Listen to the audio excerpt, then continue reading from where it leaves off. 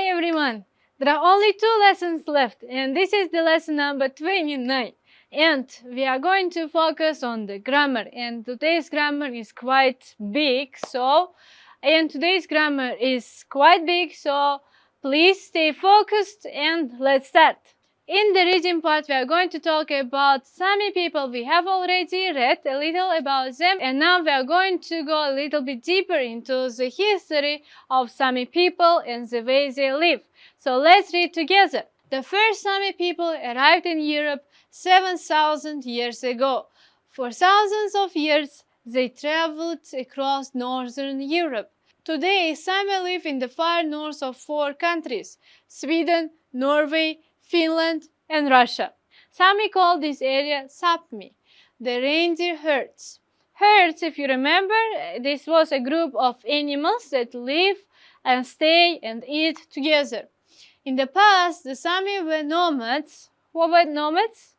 Yes, exactly. So these are the people without permanent place to live, and they travel from one place to another. And they followed the reindeer herds. They used the reindeer for food, clothes, and tools. They made tents and boots from reindeer skin. They made coats and hats from their wool. They carved needles,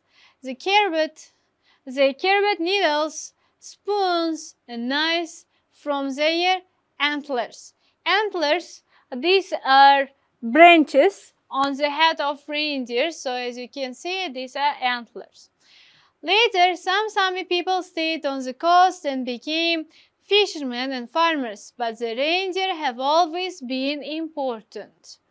In the Sami language, there are 400 different words that describe reindeer. So you see, they were of utmost importance for the Sami people. Utmost importance, it means very much important for the Sami people. Sami still keep reindeer now, but very few people follow their herds. They keep them in one large area. Some herders use snow scooters when they herd the reindeer. These are much faster than sledges or skis. Sami clothes. The Sami people make trousers, skirts, and jackets from wool cloth. Usually it's blue. Sometimes it's red or green. The clothes have colorful borders. They make hats and boots from reindeer fur. So fur in Uzbek will be moyna. So this is not the skin, but the hair on the skin of the animal. So fur, this is moyna in Uzbek, and this is the hair of animals. Sami people wear this clothing on special days. This is their national costume, and they are proud of it. To be proud of something, it means faxrlamoq. Your parents are proud of you. Sizning ota-onangiz sizdan juda ham faxrlanishadi. This woman is wearing a red dress. It has a border of green and yellow. There is a long blue, yellow, and green fringe on her dress, and she is wearing silver jewelry. Her head is tall with a blue, yellow, and green border. She is wearing a belt, and there is a small bag on it. Belt, this is kemar. She is wearing gloves, and these are clothes for our hands, kolqop. And she is holding a small white reindeer. She's got long hair, and she is smiling. She looks very happy and friendly. Very happy, synonym of it, please can you tell me? Perfect. Perfect. This is delighted. The Sami today. The Sami people have changed their lives. Once they were nomads. Now many Sami live in towns and villages. They work in hospitals, schools, and factories. They speak other languages, but there are schools where children learn their lessons in Sami. There are newspapers, radio, and TV programs in Sami, and they have their own national flag. More and more people visit Sami towns and villages. They like the Sami crafts and clothes. The land is beautiful in winter. There is snow from November to May. In Sapmi, you might see the northern lights, and in summer, you can see the sun at midnight. As you can see, these are beautiful northern lights. I really have a dream to visit this place one day and see this. Would you like to see this one day as well? Good job. So now we have to work very hard so that in the future we will be able to visit such wonderful places. Let's now answer to the questions. The first one. For thousands of years, the Sami traveled across northern Europe. So we have to write either false or true. So what do you think? Is it true or false? Yes, this is true. Others, please do them on your oven and then we are going to check as usual. Alright, let's check our answers. The first one, as we have already said, this is true. Second, they made tents and boots from reindeer skin. This is also true. They carved needles, spoons, and knives from their antlers. Again, this is true. Fourth, in the Sami language, there are 40 different words for reindeer. No, it's false. Not 40, but there are 400 different words for reindeer. Fifth, they made hats and boots from reindeer fur. No, it's false. They didn't make from the reindeer fur, but they made it from the reindeer wool. Six, the woman in the photo is wearing a bell. She's not wearing a bell, she's wearing a belt. Seventh, now many Sami live in towns and villages. This is true. And the eighth, there is snow from December to May. Of course, this is false because it was written that there is snow from November to May. So also false sentences we have to correct. Please correct them and write in this and please correct them and write them here. Now let's move to the exercise number 2. Do you have a national costume in your country? What is it like? Yes, we also have a national costume in our country, and we also usually wear, and we also often wear it on the. It's very colorful. Our national costume, especially for girls, is very much colorful, and it's made of the material called ikat or adras. It has blue, orange, yellow, and red colors, so it's very bright. And it stands out from the crowd. Second, do you wear the national costume? When do you wear? Usually in Uzbekistan, in the cities and towns, mostly people do not wear national costumes. They only wear it on special occasions. However, if you go to rural areas or villages, people, and I think it's very much important to appreciate or value our culture and our traditions. What color is your national flag? Our national flag has got 4 colors in total. This is blue, white, green, and red. Blue represents water, sky. White represents peace. Green is for the new life, for the nature, and white and red also. And red is for the vital energy. And also we have got crescent, which represents the religion of Islam, and then there are 12 stars, and then there are also 12 stars which represent 12 regions of Uzbekistan. So this is the brief information of our national flag. Please can you describe in a more detailed way our national flag? Alright, well done. Now let's move to the third exercise. So here we have to write the words under the correct picture. So the first one is fringe, next one is fur, third, jewelry, fourth, border. As you can see, this is a border, and the last one is a belt. This is the end of the reading part. Now let's move to the grammar. And it's quite huge, so please be very much concentrated. And it's a little bit difficult topic, so be very much concentrated. So now we are moving to the grammar part, and it's a little bit difficult, so stay concentrated. The grammar part, we are going to talk about present perfect.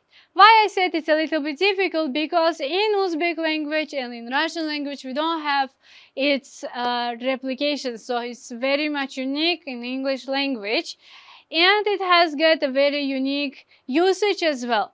So if you look at the first little graph, it's written that past, present, and future, and past and present are connected. So which means present perfect which means present perfect, we used to talk about the actions which started in the past and still continue till the present. So there is a connection between past and present. Alright, so in the past it started and still continues till the present, or recently finished in the present time.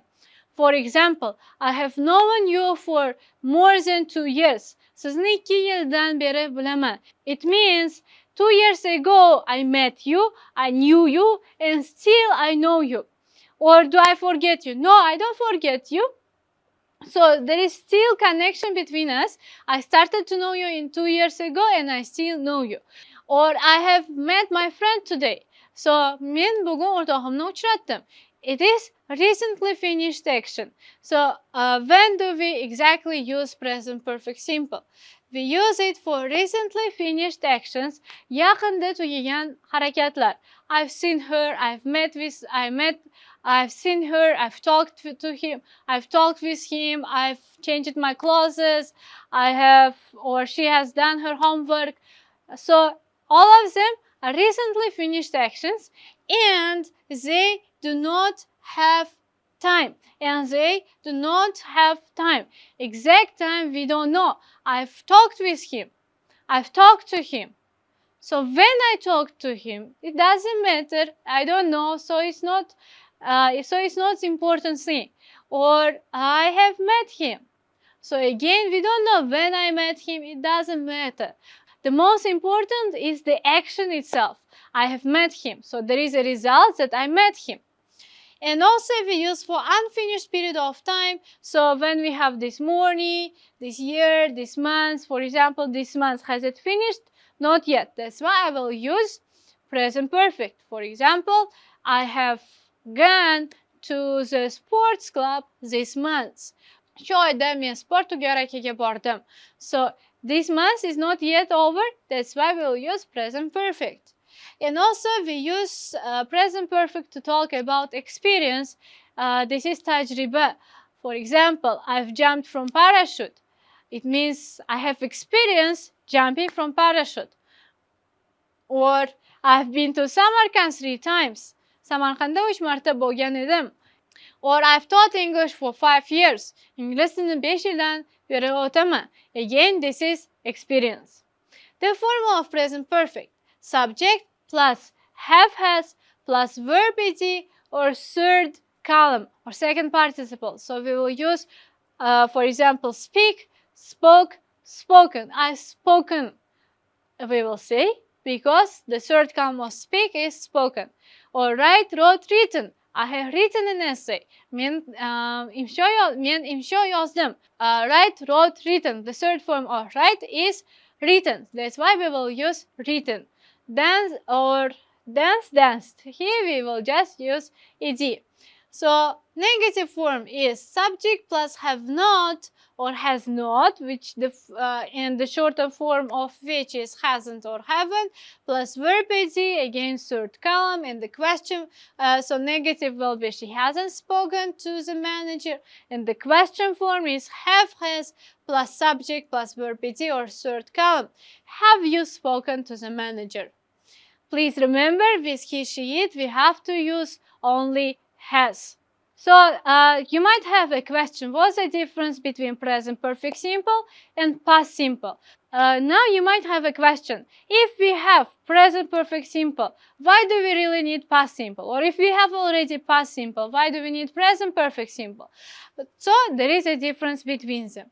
We use past simple to talk about completely finished actions. So it means that's it, the action is already over. For example, I saw her yesterday. Yesterday is already done, so we cannot come back to yesterday. That's why we will use here past simple. Or 5 minutes ago, I saw my friend. Again, 5 minutes ago, this is already over. That's why we will use past simple. If we have the words last, ago, always we will use past simple. However, present perfect simple we use to talk about recently finished actions. For example, Nick has injured his leg in a bike accident. So he has injured his leg. We don't know when exactly he has injured, but there is a result that his leg is injured, and it's also recently finished action. Next, exact time with present perfect simple is never given. We don't know when exactly the situation happened. However, with past simple, there is always exact time. 2 days ago, 5 years ago, last summer, so always there is exact time. Also, with present perfect simple, we talk about unfinished period of time. Unfinished period of time, it means today, this year, this month, not tugamagan vaqt jarayoni.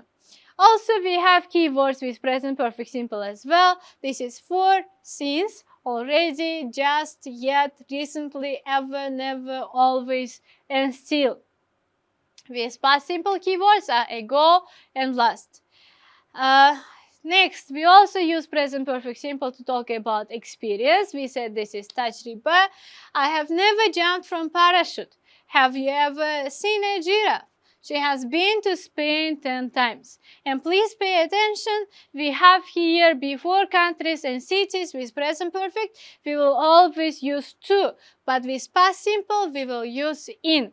For example, she was in Samarkand last year. She has been to Samarkand. I've been to Bukhara. I was in Bukhara last summer. Clear? Very good. Now we are going to talk about keywords. Already, so the keywords already, allaqachon, just, hozirgina, yet, hali, recently, yaqinda, for, davomida, and since, dan beri. So mostly we use them either at the beginning or at the end of the sentence or in the middle. In the middle of the sentence we use already, just, never, ever. For example, I've just finished my homework, I've never seen a giraffe, and have you ever been to Moscow? At the beginning or at the end of the sentence, we use for, yet, and since. Please remember, yet we use only in negative and question sentences. You cannot use yet in positive sentences. So, have you finished your homework yet? So, this is the question. Negative, I haven't finished my homework yet. However, in the positive, you cannot say I have finished my homework yet. This is wrong. What's the difference between for and since? For we use davomida, since it means dan beri. So for, this is from start till the end, so this is the period of time, but since this is from a particular period of time. I've been learning English for 2 weeks. I've been learning English since Monday. So a very easy tip for you. If we have got s at the end, years, weeks, months, hours. So if you have s at the end, we will use for. But exceptions are for a month, for a year, for an hour, for a long time. Since we use for singular, so if there is no s, we will use since. I've learned English since I was 15. Alright, so this is a little bit difficult topic, I know. However, I know for sure, however, what else I know is that you will be able to understand it for 100%. So this is the end of our 29th lesson. Today we have learned with you present perfect simple, and we have also done some reading exercises with you. Please at home do not forget to make at least 20 sentences for present perfect simple so that you will understand it better. So see you soon. Goodbye.